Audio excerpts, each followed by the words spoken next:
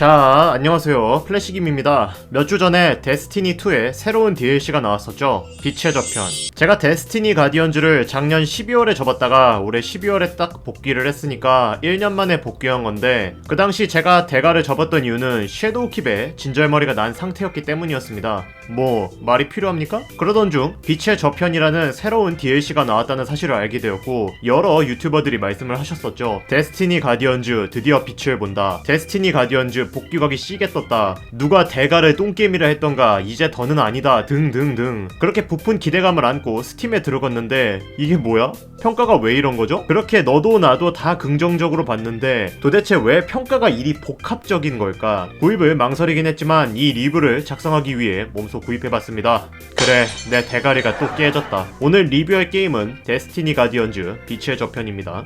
우선 리뷰를 하기 전에 평가가 복합적으로 나온 이유를 알아봐야겠죠. 긍정적인 부분을 살펴봅시다. 일단 첫 번째입니다. 스토리. 전작까지 저는 섀도우킵 불멸의 시즌을 했었는데 제가 기억하는 섀도우킵 스토리는 이겁니다. 으아! 달에 군차가 나타났어! 도와줘, 수호자! 으아! 에리스몬! 으아! 피라미드! 으아! 어둠! 우린 너의 구원이다.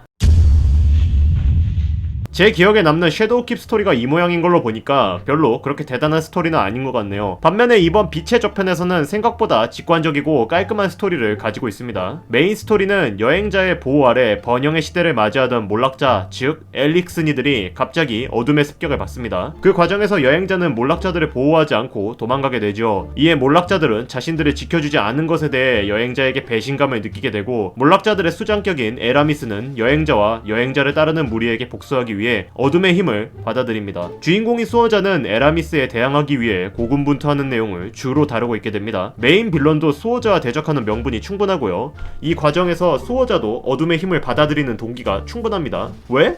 빛의 힘만으로는 시공에 맞서기가 역부족이었거든. 그래서 주인공도 어둠의 힘을 받아들이게 되는데, 물론 그 과정에서 주변 사람들과의 갈등이 빚어지게 됩니다. 더 이상 말하면 스포일러가 되니까 말하지 않겠습니다만, 한 가지 이상한 점이 있습니다. 몰락자들이 여행자에게 배신감을 느끼는 건 이해가 되거든요? 왜냐면 자기들을 보호하지 않고 버리고 떠났으니까? 근데 왜 자신을 두들겨 팬 어둠에게 힘을 받아서 여행자에게 복수를 하냐는 거죠. 이걸 간단하게 예를 들자면 이겁니다. 자, 여러분들이 학교 생활을 하고 있습니다. 그런데 옆을 보니까 일진이 친구 A를 존나게 두들겨 패고 있는 거예요. 그 과정에서 평소 A의 정신적 멘토가 되었던 친구 B가 일진들을 놔두고 도망갔어요. 그런데 갑자기 일진이 이렇게 말합니다. 이봐 A, 네가 이렇게 두들겨 맞고 있는데 B는 널 도와주지 않고 떠나버렸어. 정말 너무하지 않아? 내가 도와줄 테니까 B에게 복수하는 게 어때? 이런 상황인데요. 말이 안 되지 않습니까? 자기를 두들겨 팬 일진한테 복수를 해야지 왜 B한테 복수를 하려고 해요? 차라리 B하고는 절교를 할 수 있다고 쳐도. 저는 이유를 세 가지로 추측할 수 있겠습니다. 1. 몰락자들은 자신들을 두들겨 팬 존재가 어둠이라는 걸 모른다. 2. 그걸 알고는 있는데 어둠이 개길 수 없는 넘사벽 존재여서 애꿎은 여행자에게 화살이 날아갔다. 3.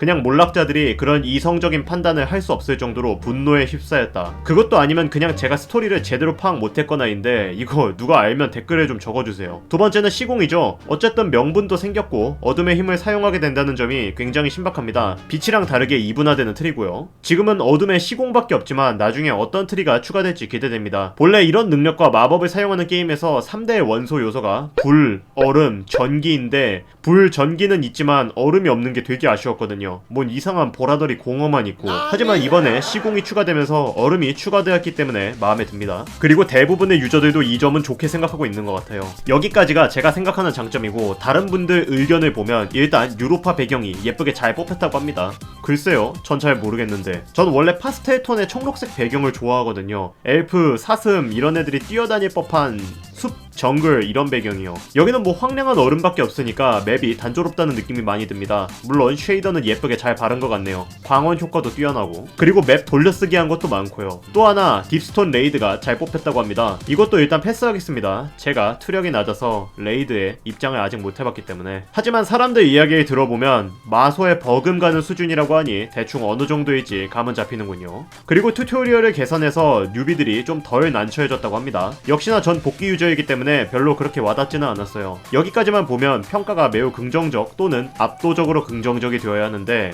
왜 복합적인 걸까요? 이제 부정적인 면을 봐봅시다. 시작하기 전에 제 개인적인 의견입니다. 행성이 4개나 날아갔습니다. 이후 타이탄, 수성, 화성이 없어졌습니다. 따라서 관련 퀘스트와 NPC들도 싹 다 날아가 버렸어요. 그게 이유가 왜인가 하니 용량 때문이랍니다. 원래는 빛의 저편은 데스티니 3로 기획했던 거라고 합니다. 하지만 생각보다 데스티니 2가 잘 되는걸? 그래서 빛의 저편을 여기에 우겨 넣으려고 하다 보니까 용량이 미친듯이 폭주해서 그 전에 있었던 4개의 행성을 삭제한 것으로 알고 있습니다. 그래요, 이해는 되는데 안타까운 건 어쩔 수가 없어요. 특히 붉은 전쟁은 BGM부터 시작해서 마지막까지 정말 잘 만든 캠페인이었는데 그걸 통째로 날려버려 이것들아? 그래서 전 이 점에 대해서는 불호입니다. 삭제 말고 다른 방법이 없었나 하는 생각이 들어요. 아무튼 이제 좀 객관적인 의견으로 돌아갑시다. 첫 번째 웨이포인트입니다. 게임 시작하면서 초반, 중반, 그리고 지금까지도 계속 느끼는 건데 웨이포인트가 정말 절망적일 정도로 끔찍합니다. 그 드넓은 맵에 웨이포인트가 2개예요. 정말 끝자락에 1개, 그리고 중간 지점에 1개. 장난합니까 지금? 무슨 대륙이 그린란드처럼 존나 넓은데 왜 이렇게 만든 거죠? EDG 지구를 봅시다. 웨이포인트 배치 보이십니까? 얼마나 깔끔하게 균형 있게 배치가 되어 있나요? 만드는 게 어렵지도 않았을 텐데 왜 이렇게 만든 건지 이해할 수가 없습니다. 그나마 유추할 수 있는 건 새로 나온 맵이고 맵 여기저기를 둘러보면서 탐방해봐라 라는 의도로 해석할 수 있는데요. 그래요, 좋아요. 그러면 맵이 익숙해진 게임 중후반부에는 좀 웨이포인트 좀 언락해주시면 안됩니까? 이 맵을 좀 보십시오. 하다못해 웨이포인트가 여기랑 여기 이렇게 2곳만 더 있었어도 완전 갓갓이었을 텐데 정말 아쉽네요. 두 번째는 시공 때문에 일어난 PVP의 밸런스 문제입니다.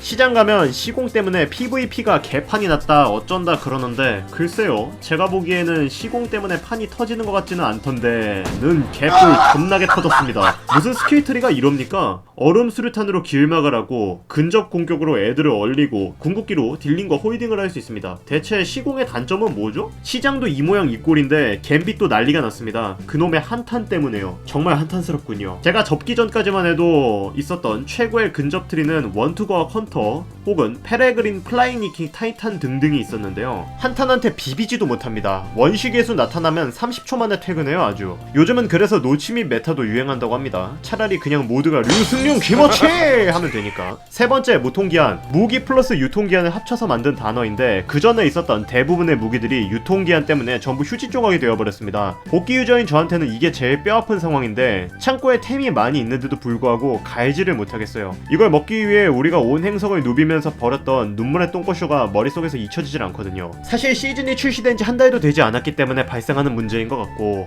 무통기한 무기나 PVP 밸런스 등 부정적인 여론을 띠고 있는 것들은 번지가 천천히 시간을 들여서 하나하나 개선할 것으로 보입니다. 다만 웨이포인트는 죽었다 깨어나도 추가 안 시켜줄 것 같네요. 만약 그랬다면 지금쯤 달에도 웨이포인트가 추가되었어야. 어차피 영상 길면 여러분들이 안 좋아할 테니까 이쯤에서 결론을 내겠습니다. 오늘의 결론, 빛의 저편은 잘 만들어진 DLC입니다. 노가다성이 없지 않아 있지만 사실 대가 유저한테 노가다는 숙명과도 같은 존재죠. 45,000원 정도의 값어치는 충분히 뽑으며 지금 평가가 복합적으로 개판이 난 이유는 PVP의 밸런스가 엉망이고 무통기한을 대체할 유동적인 무기 체계가 없다는 것. 이 점은 시간이 지나면 천천히 개선될 것이기 때문에 큰 문제는 되지 않습니다. 그러니까 여러분들도 빛의 저편을 구입하십시오. 나만 대가리가 깨질 순 이번 영상은 여기까지입니다. 영상이 마음에 드셨다면 구독, 좋아요, 댓글 부탁드립니다. 감사합니다.